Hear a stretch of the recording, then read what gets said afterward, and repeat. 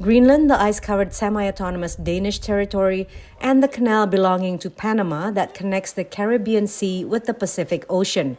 The United States must control both, said President-elect Donald Trump. At a press conference in Mar-a-Lago on Tuesday, Trump was asked if he can assure he would not use economic and military coercion to do so. No, I can't assure you on either of those two, but I can say this.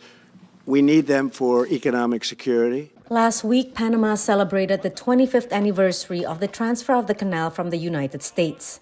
En nuestras manos se va a quedar para siempre. The canal is going to stay in our hands forever.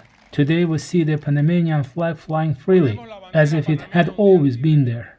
And since 1941, the U.S. has maintained a military base in Greenland, which is part of the Kingdom of Denmark, but has wide-ranging autonomy. People really don't even know if Denmark has any legal right to it. But if they do, they should give it up because we need it for national security. That's for the free world. I'm talking about protecting the free world.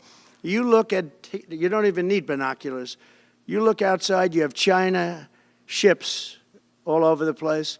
You have Russian ships all over the place. We're not letting that happen. Danish Prime Minister Mette Frederiksen has repeatedly said Greenland is not for sale. She said it again Tuesday as the president-elect's son, Donald Trump Jr., arrived for a previously unannounced visit to the territory. I will make it very clear that seen with the eyes of the Danish government, Greenland is for the Greenlandic people.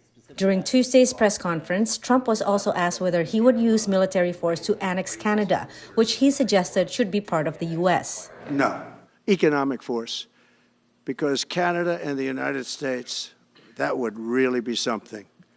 You get rid of that artificially drawn line, and you take a look at what that looks like, and it would also be much better for national security. Don't forget, we basically protect Canada.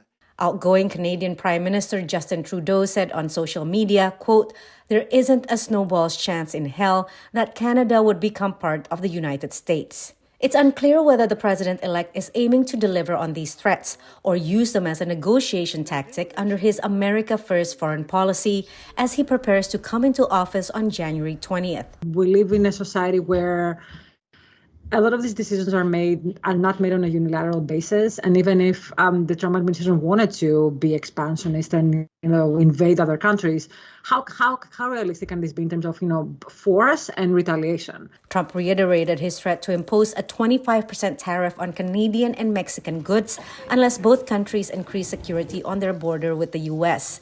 He said he will rename the Gulf of Mexico as the Gulf of America. Patsy, Widakuswara, VOA News, Washington.